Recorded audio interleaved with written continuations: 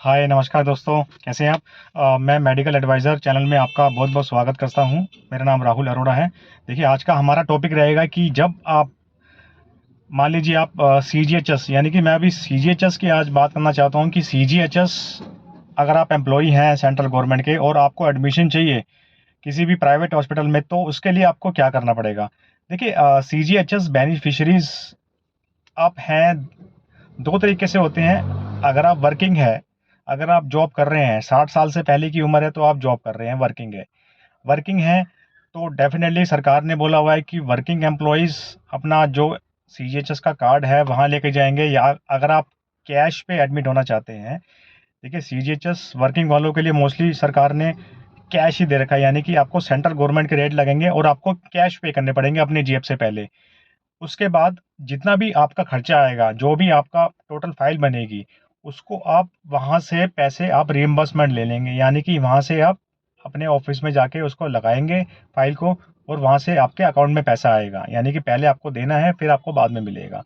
इसके लिए मैं आपसे शेयर करूँगा पूरी बातें, आगे भी इस वीडियो में शेयर करता रहूँगा, और रिटायर एम्प्लॉय के लिए भी मैं आपको बताऊँगा। दोस्तों, इस वीडियो को आप शेयर, लाइक और सब्सक्राइब जरूर कर लीजिए, क्योंकि ये चीज़ें होती हैं कि कभी भी किसी के भी काम आ सकती हैं। ये मेडिकल चीज़ें शायद किसी की एक हेल्प किसी को मिल जाए या किसी को, तो डेफिनेटली कहीं ना कहीं एक मोटिव मेरा भी है कि किसी ना किसी को हेल्प मिले। प्लीज़ सब्सक्राइब जरूर कर लीजिए मेरे चैनल को, और मैं आगे भी ऐसे टिप्स देता रहूँगा आपको। हाँ, बेसिकली रिटायर्ड एम्प्लॉय के लिए क्या होता है, देखिए रिटायर्ड एम्प्लॉय के लिए सरकार ने पूरा कैशलेस किया हुआ है, यानी कि उधार। यानी कि आप अपना आई कार्ड लाएंगे, सीजीएचएस का एम्प्लॉय आईडी कार्ड लाएंगे, वो आप यहाँ पे लाके, चाहे आप मान लीजिए आपकी प्लान सर्जरी है, कोई आपको कोई घुटनों की सर्जरी करानी है, या कोई हार्ट की सर्जरी करानी है, या किसी भी स्पेशलिटी में आपको सर्जरी करानी है, डॉक्टर को ओपीडी में दिखाया आपने, ओपीडी में दिखाने के बाद उसने आपको पर्चा दिया सर्जरी एडवाइस की, वो पर्चा लेके आप जाएंगे आपकी जो भी डिस्पेंसरी है नियर अबाउट, उस डिस्पेंसरी में जाके आप उस पर्चे को लेके जाएंगे, प्लस जो भी उनका जो फॉर्मेलिटीज होती है उस फॉर्म को आप लेके जाएंगे, इंटीमेशन फॉर्म को, वो आप वहाँ पे लेके जमा करेंगे। जमा करने के बाद आप वहीं पे जो डॉक्टर हैं उनसे सलाह लेंगे, वो पूरा का पूरा आपको फिलअप करके दे देगा। वो फिलअप करने के बाद आपको पूरा एक क्रेडिट लेटर आपको बना के दे देगा। वो क्रेडिट लेटर ही आपका एक तरह से कैशलेस ट्रीटमेंट होता है। वो क्रेडिट लेटर आप यहाँ पे लाके हॉस्पिटल को दीजिए, उसमें सब कुछ मेंशन रहता है, कौन सी आपकी सर्जरी होनी है और किस डेट में होनी है, सब कुछ मेंशन रहता है। वो आप यहाँ पे लाके देंगे, एडमिशन काउंटर पे जमा करेंगे। कुछ काउंट मोस्टली हॉस्पिटल में एडमिशन काउंटर होते हैं, कॉर्पोरेट काउंटर होते हैं, वहाँ पे आप जमा करेंगे, और आपकी जो भी आपकी एंटाइटलमेंट है, चाहे आपका सिंगल रूम है, उसमें लिखा रहता है। आपकी ग्रेड्स भी होती हैं, कुछ सैलरी की ग्रेड्स भी होती है, वो भी लिखा रहता है, या फिर आपकी जो लेटर मिला है उसमें लिखा रहता है कि आपकी क्या रूम की कैटेगरी आपको मिल सकती है।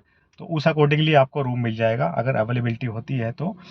और वो लेटर ही आपका, जब तक आपका ट्रीटमेंट चल रहा है, वो आपका वैलिड रहता है।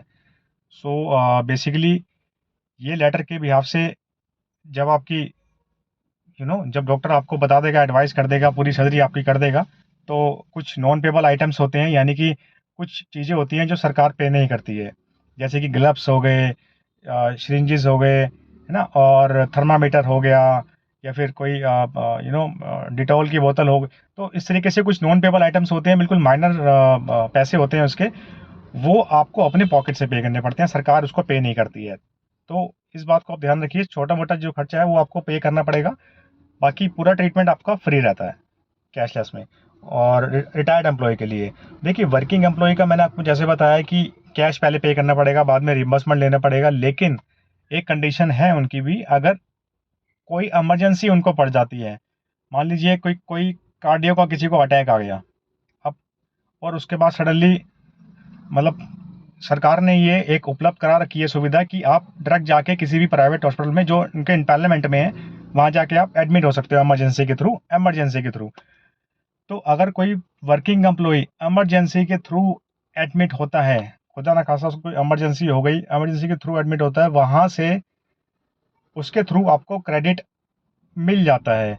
यानी कि आप अपने ऑफिस में जाएंगे, या जो भी उनका अटेंडेंट है वो उनके साथ में जो है वो ऑफिस में जाएगा कि मेरे ऐसे ऐसी दिक्कत है, वो इमरजेंसी में गए थे, उनको ये दिक्कत है, उनका क्रेडिट लेटर बना के दो, तो उस कंडीशन में आपको मिल जाता है। यानी कि दोनों चीज़ें मैं आपको कंफर्म कर चुका हूँ।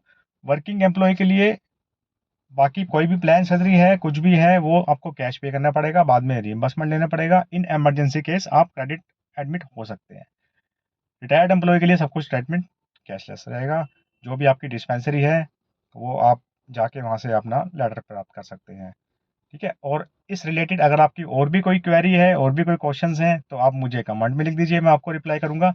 बस इस चैनल को आप लाइक कर दीजिए, सब्सक्राइब कर दीजिए, शेयर कर दीजिए ज़्यादा से ज़्यादा। आपका बहुत बहुत शुक्रिया।